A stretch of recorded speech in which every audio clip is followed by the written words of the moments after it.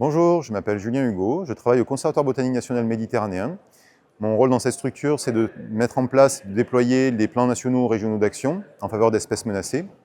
Et aujourd'hui, je vais vous parler plus particulièrement de l'un d'eux qui concerne la germandrée à allure de pin, dont le principal fait marquant, c'est d'arriver à son terme aujourd'hui, cette année, en 2025. Donc c'est l'occasion pour moi de vous présenter un bilan des actions qu'on a pu mener ces 10 dernières années en faveur de cette espèce. Bonjour tout le monde, merci Pierre pour la présentation et merci à l'organisation de m'offrir cette tribune pour parler de ce sujet qui me tient à cœur. Effectivement, moi je suis au Conservatoire botanique national méditerranéen, pour ça je disais tout court parce qu'on a enlevé Porquerolles, c'est déjà assez long comme nom. Mon poste il est sur l'animation des plans d'action sur les espèces menacées et je vais vous en parler d'un en particulier, sur la germandrée à allure de pin, puisqu'on arrive au terme des 10 ans de ce plan d'action, il était temps de faire un petit bilan. Alors, donc, je vous rappelle rapidement un petit peu ce qu'on va aborder. Ah oui. Ça marche, parfait. Donc, rapidement, je vais présenter l'espèce. Donc oui, c'est une présentation qui va être finalement assez peu botanique, mais plus sur les à côté. Donc, portrait de l'espèce. Pourquoi finalement on a fait un plan régional d'action sur cette espèce? Qu'est-ce qu'on a fait pendant 10 ans? Et qu'est-ce qu'on peut en tirer aujourd'hui? Donc, la germandrée à allure de pin ou faux petit pin, il y a plusieurs noms vernaculaires, de son nom latin Teucrium pseudocamepitis, famille des Lamiacées. Donc, c'est une plante vivace qu'on va retrouver principalement sur tout le sud-ouest du bassin méditerranéen, qui arrive en limite d'air en France. C'est une plante, comme on peut le voir vite fait sur la photo, c'est une plante qu'on va retrouver principalement sur des milieux de pelouse sèche, à brachypodes rameux ou des garrigues claires, essentiellement sur substrat calcaire, enfin exclusivement même. Et qui est une espèce qui est inscrite sur la liste de protection nationale et également classée en danger d'extinction sur la liste rouge nationale. Voilà, pas plus que ça en termes d'informations. Donc je reviens sur l'aire de répartition qui est assez intéressante. On voit que les couleurs sont vraiment immondes. Donc c'est une espèce, comme je disais, qui est vraiment présente sud-ouest médite et on a un tout petit signal en France avec 3 localités assez espacées. Donc, en Espagne et au pays du Maghreb, c'est une espèce qui n'est pas du tout rare, il n'y a pas de problème avec ça. Et en France, donc, comme je disais, on a un gros noyau de population qui est présent autour de l'agglomération marseillaise et 2 stations satellites, une à Soliès dans le Var et une autre à La Palme dans l'Aude. Donc je ne vais pas trop parler aujourd'hui parce qu'au final, la préoccupation, elle est vraiment sur le noyau de pop qui concerne à peu près 95% des effectifs nationaux de l'espèce au niveau Marseille. Pour la petite histoire, celles et ceux qui sont passionnés de biogéographie pourraient remarquer que l'aire de répartition, elle fait penser un petit peu à d'autres espèces qui sont aussi des espèces rares, menacées, voire protégées chez nous. Je pense notamment à Viola arborescens ou Antilis ichthyzoides, qui ont à peu près le même modèle de répartition qu'on retrouve pratiquement d'ailleurs même aux mêmes endroits en France. Bon, ça c'était pour la petite parenthèse biogéo. Donc si on zoome un petit peu sur ce fameux noyau de population marseillais, enfin marseillais et communes périphériques, comme vous le voyez, ça prend finalement aussi les communes des Pennes, Mirabeau et de Septem. Ce qui frappe sur cette répartition, c'est sa répartition périurbaine. On voit que quand on part sur la partie droite de la carte, là on arrive sur le fameux massif de l'étoile Garlaban, chez Rapagnol, finalement elle n'est pas trop à l'intérieur, elle est vraiment massée aux portes de la ville. Et voilà, donc c'est ça qu'il faut retenir, vraiment, je pense, l'info de base pour cette espèce, c'est cette répartition périurbaine.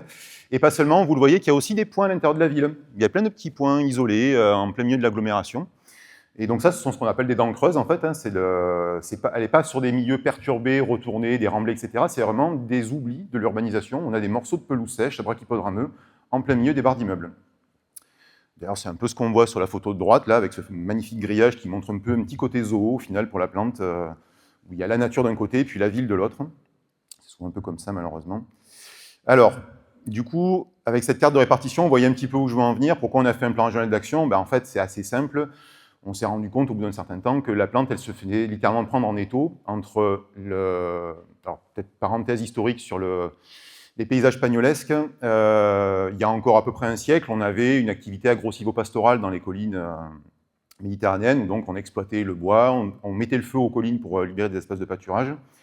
Et ça, au début du XXe siècle, ça a commencé à s'arrêter, et ça s'est complètement arrêté pratiquement à la fin de la Seconde Guerre mondiale.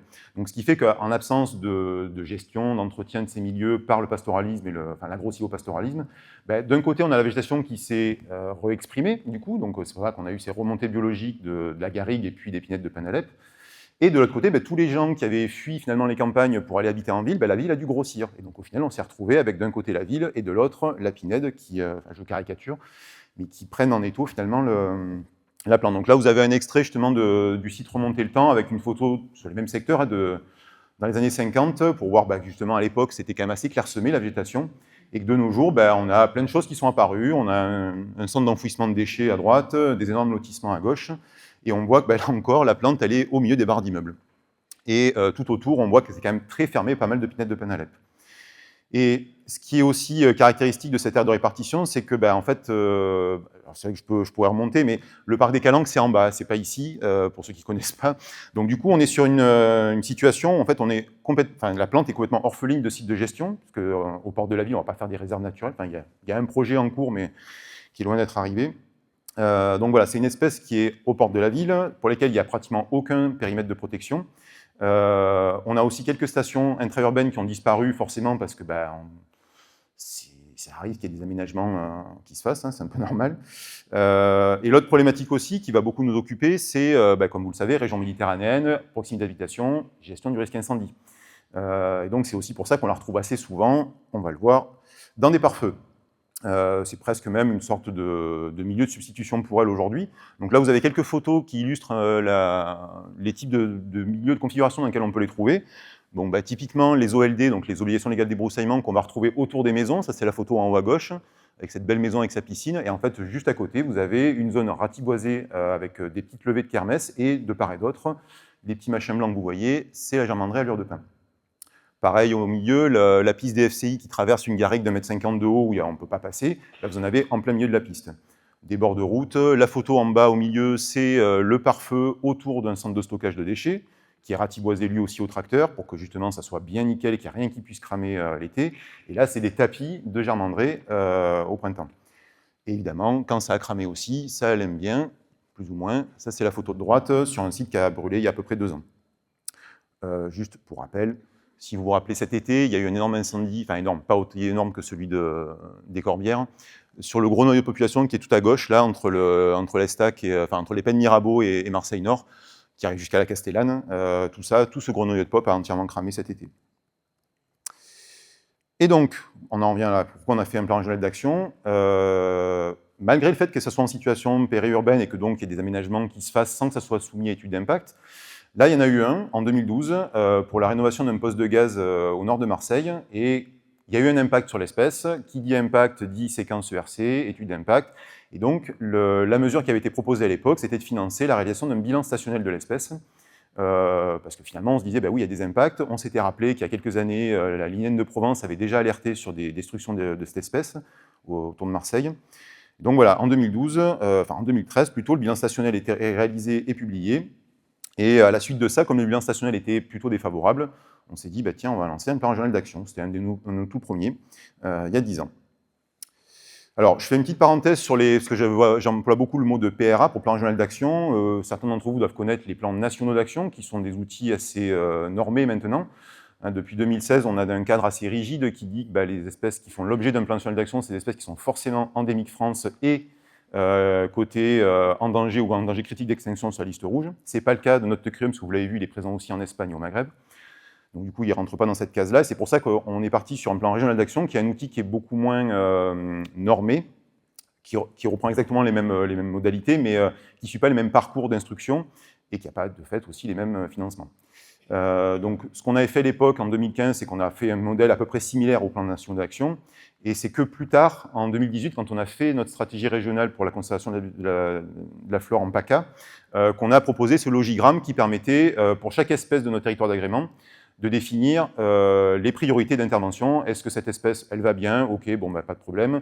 Celle-là, ça se casse un peu la figure, donc on va faire des surveillances. Et donc, en fonction des cotations liste rouge et des niveaux de connaissances, on affectait, est-ce que c'était du suivi, de la surveillance, des bilans stationnels. Et si ce bilan stationnel était défavorable, on partait sur les plans d'action. Donc, au final, ça nous permettait de retomber sur nos pattes sur lesquelles on était parti en 2015. Voilà, ça c'était la petite parenthèse outil.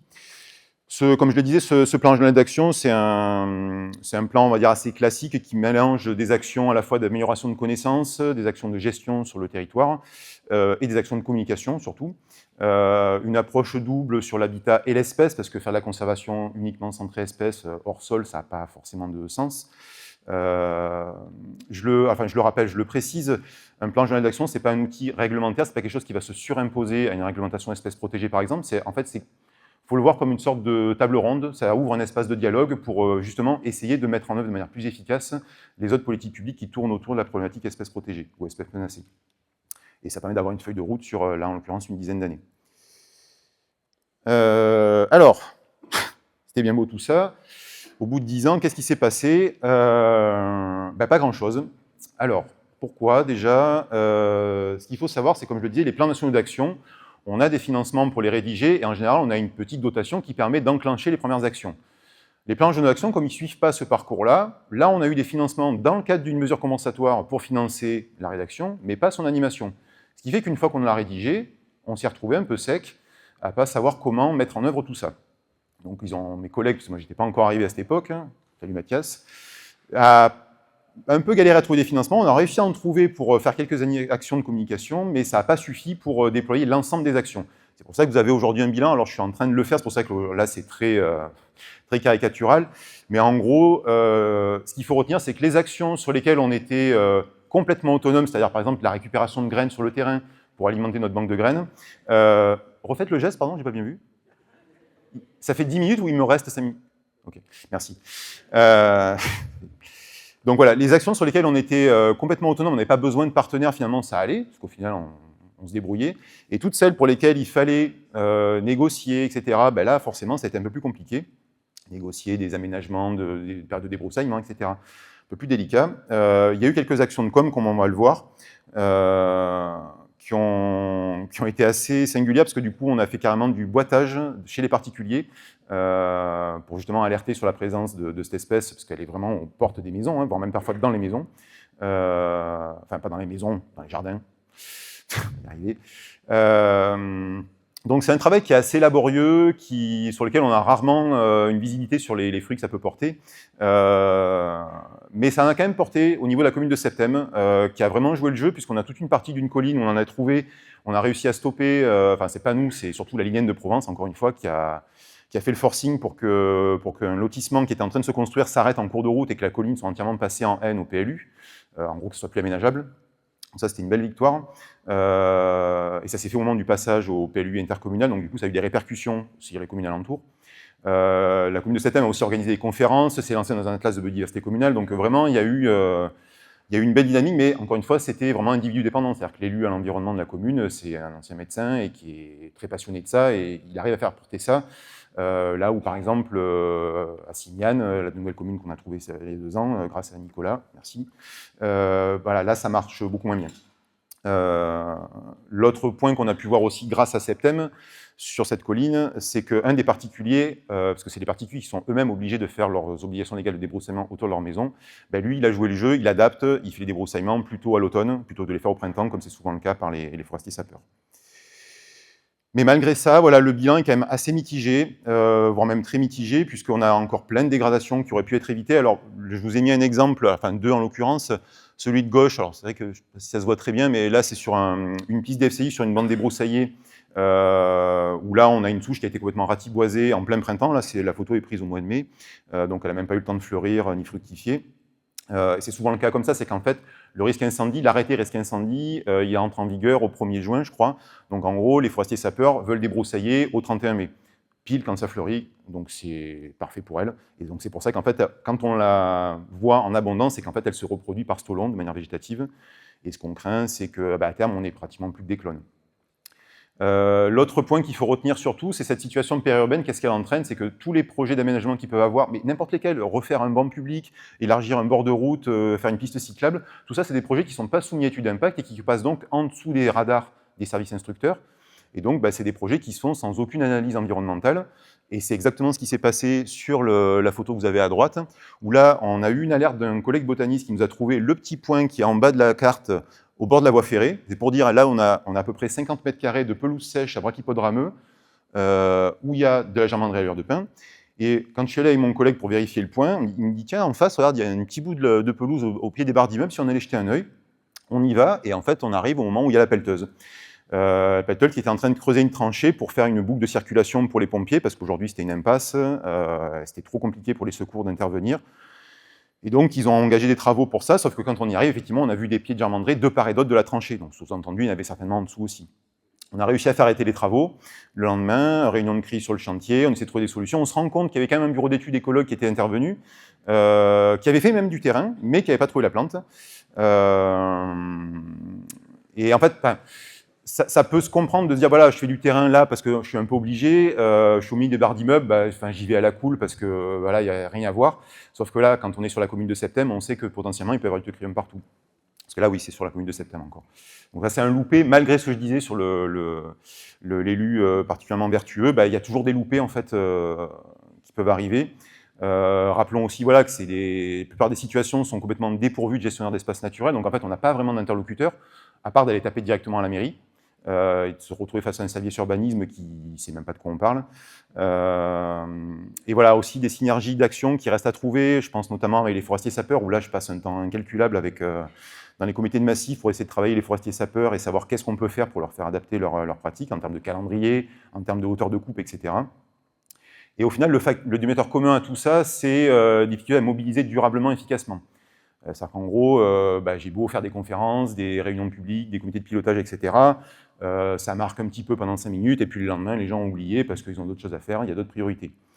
Et ça, c'est un vrai problème qu'on rencontre de plus en plus quand on fait un peu plus que de la botanique de terrain, c'est-à-dire qu'on essaie de la rendre un peu intégrée au monde réel, j'ai envie de dire, à notre société et à son développement. C'est ce qu'on va appeler, de manière très grossière, des problèmes de communication. Et en fait, ces problèmes de communication, ils nous empêchent littéralement de faire changer les mentalités et les pratiques. Là, je vous ai mis volontairement des images un peu provoques, mais qui, en fait, pour moi, illustrent parfaitement le problème, c'est que quand on demande aux gens, est-ce que vous êtes pour la protection de la biodiversité et de la nature? Ah ben oui, les pandas, c'est super, il faut les sauver. Et effectivement, ce qui se retrouve, c'est, dans les faits, les gens, ils aiment bien les trucs un peu kawaii, les chats. Alors, j'ai mis les orchidées, je ne parle pas d'Ophrys bombyliflora, je parle des phalaenopsis qu'on achète à Truffaut et qu'on va laisser crever au bout de 3 mois sur le bord de la cuisine.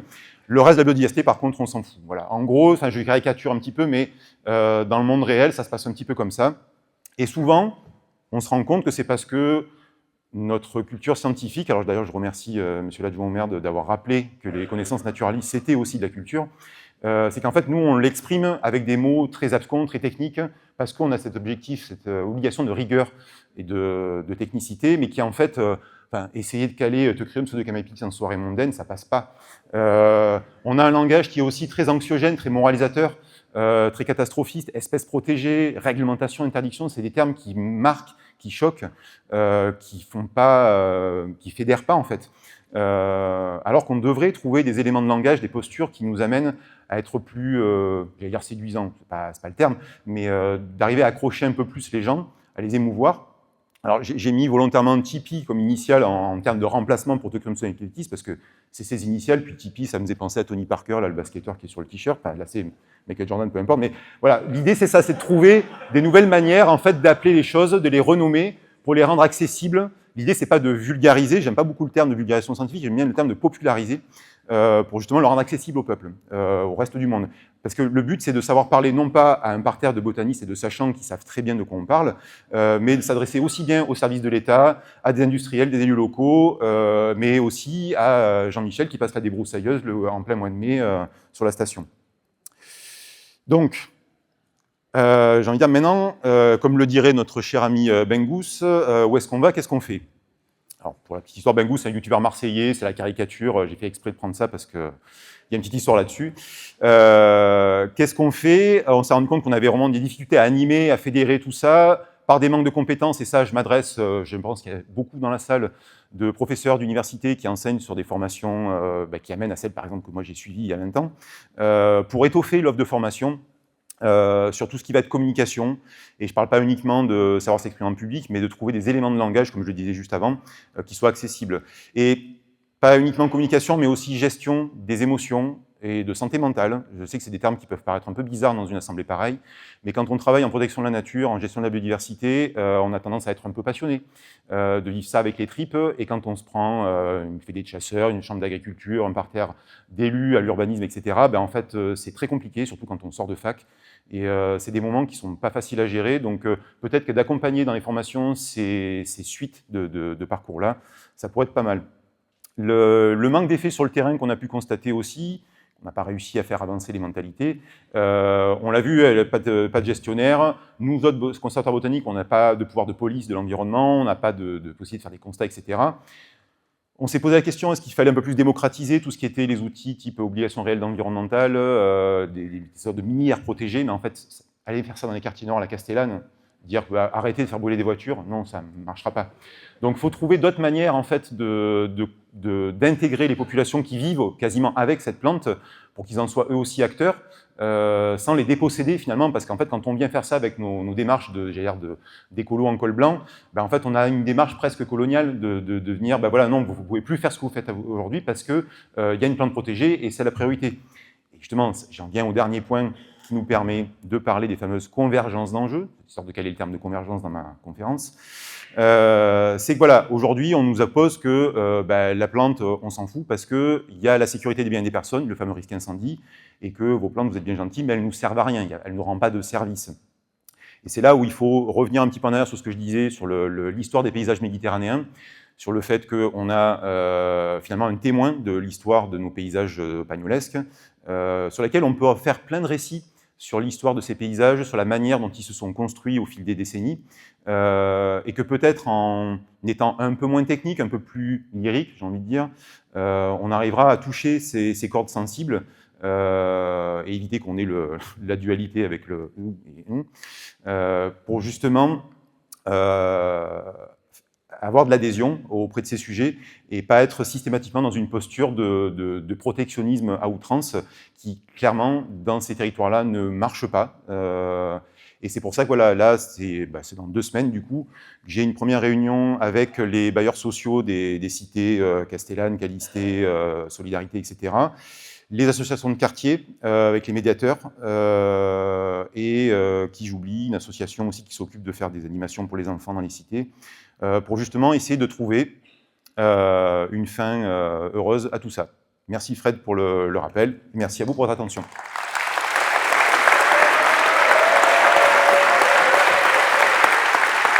C'est bon, Camille ?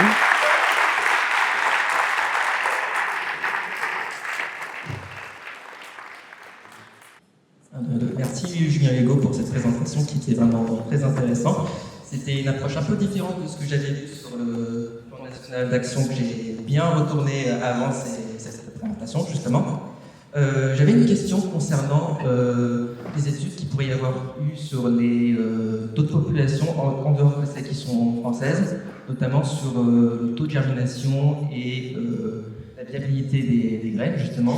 Je me demandais s'il y avait des études qui ont été faites, par exemple, sur les populations ibériques, vu que c'est le cœur de population de cette espèce. Et est-ce qu'il serait pertinent, du coup, par exemple, de faire des renforcements des populations françaises à partir de ces souches-là pour justement repermettre un brassage génétique et peut-être renforcer les effectifs, justement? Alors, ouais, merci pour la question, Pablo. Alors, il y a plusieurs questions dedans, je vais essayer d'être synthétique. Alors, on a effectivement des travaux, notamment de nos collègues espagnols, qui ont travaillé sur la banque de graines, sur la germination. Alors, on sait que les graines tiennent 2 ans dans la banque de graines, qu'elles tiennent à peu près jusqu'à 80 degrés de température. Donc là, ça nous indique qu'au niveau incendie, il ne faut pas que ça passe trop longtemps et trop intensément. Ça germe pas trop mal chez eux. Nous, c'est une cata. On a à peu près 20-30% max de germination sur une dizaine de modalités qu'on a pu tester, en mettant même de l'acide gibérellique. Enfin, ça germe très très mal chez nous. On n'a pas encore testé les boutures. La question des renforcements, elle est effectivement posée, et d'ailleurs on nous la pose très souvent en tant que mesure compensatoire, ou enfin, ça n'en est pas vraiment, ça n'est pas du tout même. Mais voilà, aujourd'hui on essaie de ne pas trop aller là-dedans parce qu'on n'a pas encore toutes les réponses. Je disais, on n'a pas la question de la bouture, et surtout on n'a pas les réponses sur le plan génétique C'est-à-dire qu'on n'a pas, ce que j'évoquais tout à l'heure, le risque de consanguinité lié à la croissance clonale et au fait que quand ça débroussaille, il n'y a plus de fleurs. Et encore au-dessus là-dessus, il y a des problématiques sur les pollinisateurs. En fait, d'une station à l'autre, on n'a pas les mêmes guildes de pollinisateurs et chez certains pollinisateurs ont des comportements territoriaux qui favorisent l'autofécondation. C'est-à-dire qu'en fait, il va y avoir de l'abeille domestique qui va polliniser fleur par fleur sur une même tige, alors qu'en situation naturelle, vous allez avoir un antidium qui, lui, va être très territorial et qui va chasser l'abeille domestique, qui va permettre la fécondation croisée. Sauf que c'est dans des situations très isolées, où du coup les fleurs ne sont pas très visibles, et donc il y a un très très faible taux de fécondation et de fructification. Donc franchement, l'espèce en France, si on fait un plan régional d'action, c'est qu'elle va très mal, mais aujourd'hui, comme je le disais, on n'a pas encore pu répondre à toutes les questions sur la génétique, sur la diversité génétique intrapop et interpop, pour savoir si on fait effectivement intervenir du matériel génétique issu des populations espagnoles, par exemple. Ça, c'est des questions qu'on essaie d'être le plus complet possible en termes de réponses avant de se lancer là-dedans. Des renforcements, on en fait sur d'autres espèces, mais sur lesquelles on a déjà ces réponses-là. Donc là, pour l'instant, c'est pas gagné, et j'ose espérer que là, on va réussir à prolonger un peu ce plan d'action pour répondre à des questions qu'on n'avait pas encore. Parce que oui, je ne l'ai pas dit, il y a le logo France Nature Fond Vert. Si je vous en parle aujourd'hui, c'est parce qu'en fait, on a réussi à avoir des financements l'année dernière pour l'animation des plans d'action, donc la dernière année quasiment du plan d'action. Donc c'est pour ça que je vous en parle aujourd'hui, mais en fait, pendant des années, on n'a rien eu et on ne pouvait pas avancer. Donc là, maintenant qu'on a cet argent, on va essayer de faire quelque chose, mais on ne sait pas comment. Voilà. Bonjour Julien, c'est très intéressant. Moi, c'est une question sur les feux qu'il y a eu à Marseille il n'y a pas longtemps. Et est-ce que l'espèce elle a pu se développer à l'issue de ces feux? Et est-ce qu'elle aurait pu être favorisée dans le cadre du PRA pour la réintroduire ou la renforcer après les feux? Et est-ce que l'occupation du sol elle a changé depuis les feux? Est-ce qu'ils ont arrêté de faire des forêts? Et ça aurait pu être un levier, vous, avec le PRA, pour mettre plus de zones de pelouse ouverte? Alors, bon, comme le feu est tout récent, alors je précise, c'est pas moi qui l'ai mis, hein, je ne suis pas gestionnaire d'espace naturel à ce point-là, mais j'y passe la semaine prochaine justement pour installer des placettes de suivi pour voir comment ça se régénère post-incendie. Donc évidemment, là, je n'ai pas de réponse toute faite sur l'incendie de cet été. Par contre, on a plusieurs sites qui ont brûlé il y a 2, 3, 4 ans, où clairement, l'une des photos que je vous ai mises au début, c'était sur un site à l'Estac où ça a brûlé il y a 3 ans. Donc oui, l'espèce, elle semble être pas spécialement impactée par l'incendie. Elle se régénère bien après, mais comme l'ont montré les confrères espagnols, au-delà d'une certaine température, au-delà d'une certaine intensité de feu, les graines ne tiennent pas, donc ça ne se régénère pas. Donc voilà, ça fait partie des sujets, comme je disais, voilà, qu'on va essayer de prolonger, parce que derrière, c'est quoi l'idée? C'est pas de dire, bon, les incendies, c'est pas grave, c'est que si on n'arrive pas à faire changer les pratiques au niveau de la gestion des FCI, est-ce que finalement, on ne ferait pas un espèce de petit retour au brûlage dirigé, par exemple? Alors, c'est un sujet un peu sensible, mais vu que la question de gestion de la DFCI par le pastoralisme n'arrive pas à percer non plus, malgré ce qu'ont fait les Portugais il y a quelques années, et qu'on essaie de servir ça comme exemple aux forestiers sapeurs des Bouches-du-Rhône, on se dit peut-être que s'ils restent maîtres de leur métier, parce qu'en fait c'est ça, ils n'ont pas envie de se faire remplacer par des chèvres, mais s'ils restent maîtres un petit peu du sujet en faisant des brûlages dirigés, peut-être que ça pourrait marcher aussi. Voilà. Mais encore une fois, c'est encore des questions ouvertes. Désolé. Oui, donc merci pour ta présentation, Julien, Marc. Il y a le cas de l'Espagne où ils font des micro-réservas. Ouais. Bon, c'est pas très grand, mais ça permet de gérer des espèces protégées. Ça peut être le cas, par exemple, pour cette espèce. Et je me demande aussi si les gens ne seraient pas intéressés pour justement avoir des espaces naturels protégés près de chez eux. Parce que ça peut éviter d'avoir un immeuble ou un lotissement ou un terrain de motocross à côté de chez eux. Est-ce qu'on ne peut pas faire ce genre de micro-réservas avec des panneaux d'information et puis des gens qui s'impliquent un peu autour, et si possible du voisinage, et voilà, puisque ça se fait ailleurs, pourquoi pas chez nous aussi?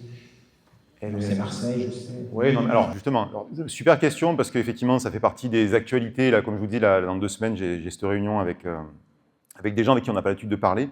Mais c'est exactement ça l'objectif. C'est-à-dire que les micro-réservas d'Espagne, c'est un sujet qui revient souvent parce qu'on les compare un petit peu à nos arrêtés de protection de biotopes de version plus simplifiée. Mais en fait, là, il faut savoir qu'on est vraiment dans les quartiers nord de Marseille, au pied des barres d'immeubles, et que clairement, venir apposer un sceau officiel, étatique, en quelque sorte, clairement, ça ne passera pas. Donc l'objectif, en fait, c'est de se servir, pour l'instant, il y a un dispositif qu'a engagé la ville de Marseille qui s'appelle les FUN, les friches urbaines naturelles. dans lesquels en fait, on est sur des espaces voilà, de nature plus ou moins enfrichés, rudérales, etc., où on mobilise les populations qui habitent directement autour pour leur rappeler qu'il y a ça qui existe autour de chez eux et qu'ils en soient finalement les acteurs. Un petit peu comme finalement les aires marines éducatives ou les aires terrestres éducatives où on fait intervenir des scolaires, là on ferait intervenir les voisinages directs. Et finalement ça se rapproche un petit peu. Alors il y a beaucoup plus le côté militant et lutte, je pense au quartier libre des Lentillères à Dijon, où vraiment c'est une zone qui a été récupérée par les gens qui habitent là ou qui sont venus s'installer dans cette zone pour justement la faire vivre de manière autonome, en creusant des mares, en plantant des haies, etc. Effectivement, moi, mon objectif, j'ai envie de dire, dans ces espaces-là, c'est de rendre ces territoires aux gens qui y habitent et pas de les déposséder en venant y apposer un sceau officiel.